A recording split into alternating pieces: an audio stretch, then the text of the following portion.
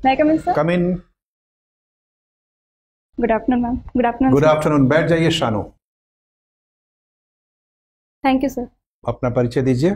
Sir मेरा पूरा नाम शानू चौधरी है। सर मैं बालाघाट से हूँ। सर मैं कृषक परिवार से हूँ। मेरी स्कूली शिक्षा सर मेरे गांव के विद्यालय से पूर्ण हुई है।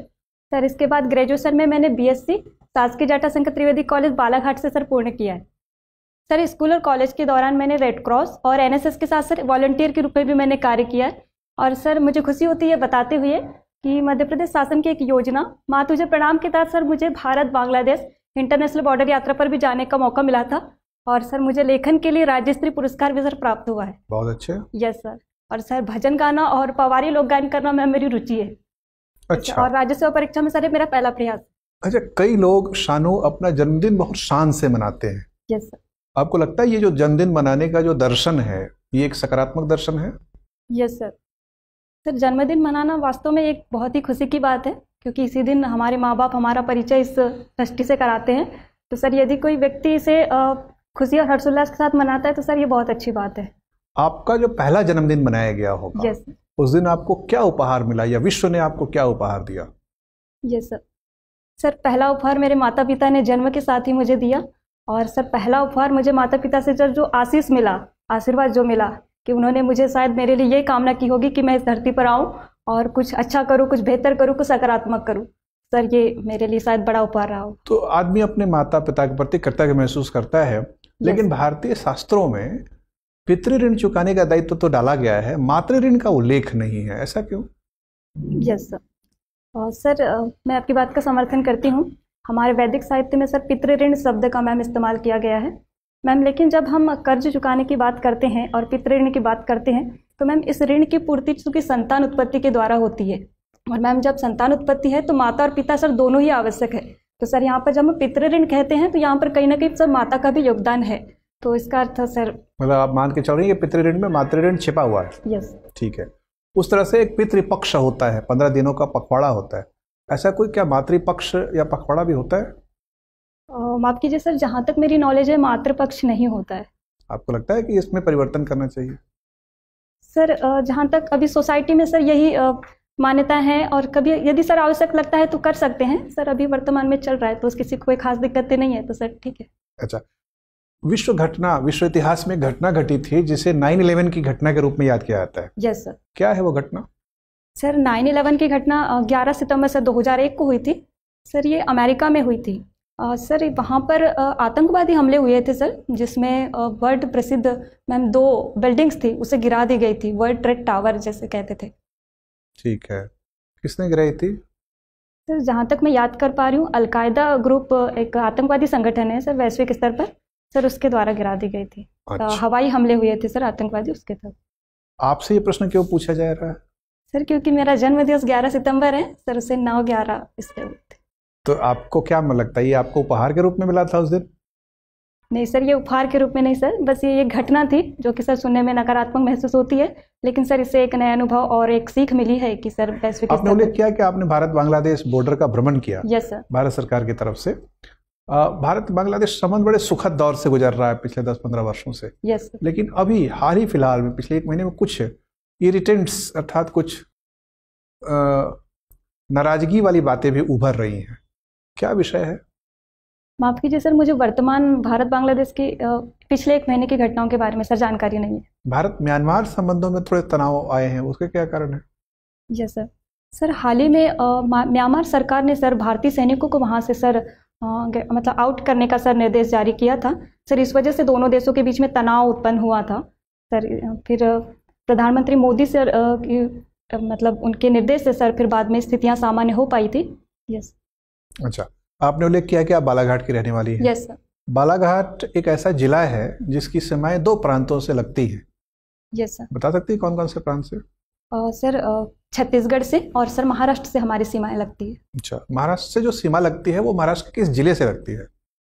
सर महाराष्ट्र के 2 जिले से लगती है, एक भंडारा से और एक गोंदिया से लगती है सर। और छत्तीसगढ़ के किस जिले से सीमा लगती है? सर छत्तीसगढ़ से भी 2 जिले से लगती है सर, राजनांदगांव और कवर्धा से लगती है सर। और इस वजह से बालाघाट में कुछ समस्याएं प्रवेश कर जाती हैं। Yes sir. कौन कौन सी समस्याएं? सर पहली समस्या है कि सर अवैध स्मगलिंग वहाँ पर देखी जाती है और सर दूसरी समस्या सर नक्सलवाद समस्या काफ़ी सर सीमांत क्षेत्र होने के कारण वहाँ पर देखी जाती है। यस। अच्छा, तो बालाघाट के अलावा मध्य प्रदेश के और कितने जिले हैं जिसकी सीमाएं महाराष्ट्र से लगती हैं? सर 9 जिले हैं सर, जहाँ तक मैं याद कर पा रही हूँ। यस। ठीक है, ठीक है, धन्यवाद। Thank you. शानू जी, बालाघाट से आती हैं आप। Yes ma'am. बालाघाट में कितनी तहसीलें हैं? मैम बालाघाट में वर्तमान में 11 तहसील। 11 तहसीलें हैं जी। ठीक है, ये बताइए कि और विधानसभा सीटें कितनी हैं? मैम 6 विधानसभा। 6 विधानसभा सीटें। 6 विधानसभा सीटों में से कितनी सीटों पर महिलाएं विधायक हैं अभी फिलहाल? मैम वर्तमान में एक ही महिला। एक ही महिला। यस मैम, एक ही महिला। और सांसद कौन है? सांसद मैम श्री ढाल सिंह बिसेन जी हैं, अभी वर्तमान में अब चुनाव होने वाले हैं। ठीक है जी। महिलाओं की जनसंख्या कितनी है? मैम बालाघाट में करीबन प्रतिशत में बताइएगा। मैम प्रतिशत में करीबन 51%। 51%, मतलब 50% से थोड़ी ज्यादा है। Yes ma'am. और उसके बाद भी प्रतिनिधित्व के स्तर पर सिर्फ एक महिला दिखती है विधायक, जैसा आपने बताया। यस। आपको क्या लगता है ऐसी स्थिति क्यों है? महिलाएं राजनीतिक प्रतिनिधित्व के स्तर पर उतनी क्यों नहीं है बालाघाट में? यस मैम, मैं आपकी बात का समर्थन करती हूँ। मैम जहाँ तक चुनाव में जब प्रत्याशी खड़े हुए थे तब मैम वहाँ पर भी महिलाएं भी खड़ी हुई थी। मैम अब उनके मैम प्रियता के आधार पर जब चयन हुआ तब मैम देखा गया कि वहाँ पर उस क्षेत्र में शायद पुरुष प्रतिनिधि अधिक लोकप्रिय थे। मैम इस वजह से उनका जीत का प्रतिशत कम है।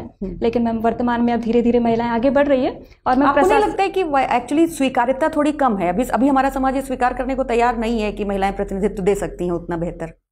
मैम कुछ लोगों की ऐसी मानसिकता है कि वो स्वीकार करने में मैम पितृसत्तात्मक सोच के कारण एक्सेप्ट नहीं कर रहे हैं मैम। लेकिन हम पिछला थोड़ा अनुभव करते हैं पिछले कुछ सालों से, तो मैम अब धीरे धीरे सामाजिक परिदृश्य बदल रहा है और महिलाएं भी आगे बढ़ रही हैं। ठीक है, तो अभी जो टिकट वितरण हुआ है, प्रत्याशी घोषित हो चुके हैं, कितनी महिलाओं को टिकट मिला है आपके बालाघाट में? मैम हमारे बालाघाट में अभी 1 महिला को टिकट मिला है। 1 महिला को टिकट मिला। इसका मतलब राजनीतिक दलों के स्तर पर भी आपको कमी दिखती है? जिस मैम कुछ स्तर पे अभी उतनी समानता ये बताइए कि महिलाओं को, इसीलिए महिलाओं के प्रतिनिधित्व को बढ़ावा देने के लिए आरक्षण का अधिनियम लाया गया, उसको क्या नाम दिया गया और कब पारित हुआ वो?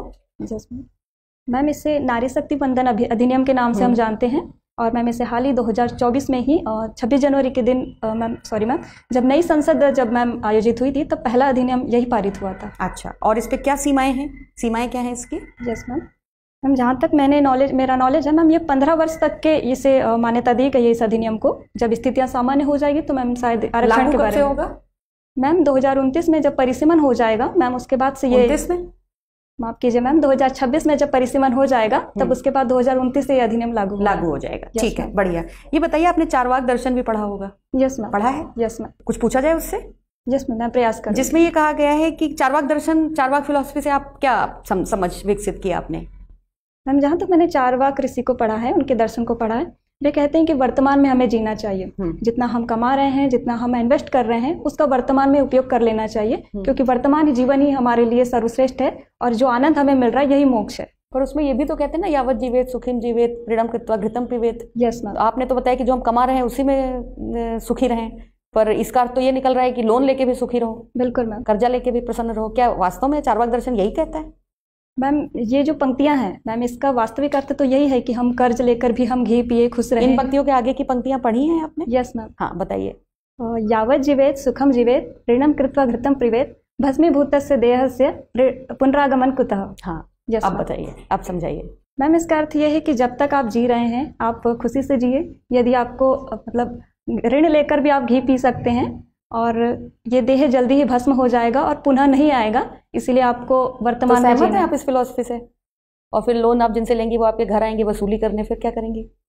Yes ma'am. मैम जहाँ तक चारवाक ऋषि को हम पढ़ते हैं मैम, सामान्यतः लोग ये सोचते हैं कि इसके एक पक्षी दर्शन को ही मैम मान्यता दी जाती है कि हम बस सुख की ओर बढ़े। लेकिन मैम उनका दूसरा पक्ष ये था कि वर्तमान में हम जीना चाहिए। ठीक है, बहुत बढ़िया। ये बताइए, आपको ये पवारी लोक गायन पसंद है? ये आपके क्षेत्र की विशेषता है? Yes ma'am. आप मुझे सुना सकती हैं कुछ? जी मैम, सुनाइए।